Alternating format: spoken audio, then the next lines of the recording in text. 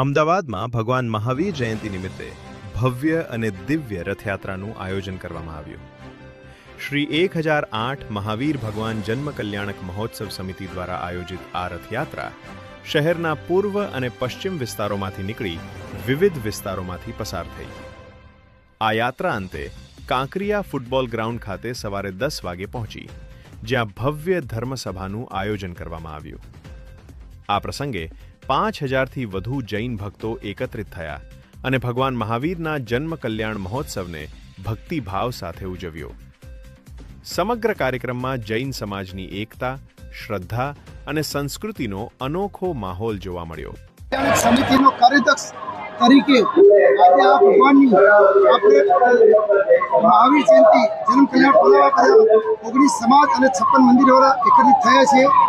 અમે બધાએ અહીંયા બધાને સમાજમાં જૈન ધર્મની એકતાના સંદર્ભમાં એક મિસાલ બનાવવાના હેતુથી બધા જૈનોને એક મંચ પર લાવવાની અમે કોશિશ કરી છે અને એની સાથે બધા સમાજના 19 સમાજના અમારા સાથે રહીને અમને આ સાથ સહયોગ આપ્યો છે.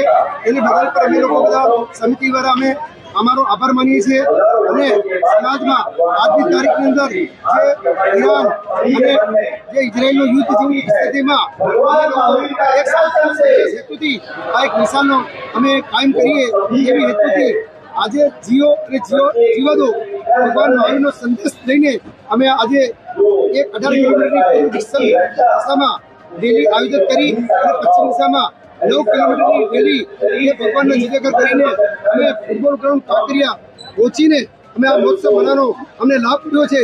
એનો અમને ભગવાનનો અમને બહુ આભાર રહેશે.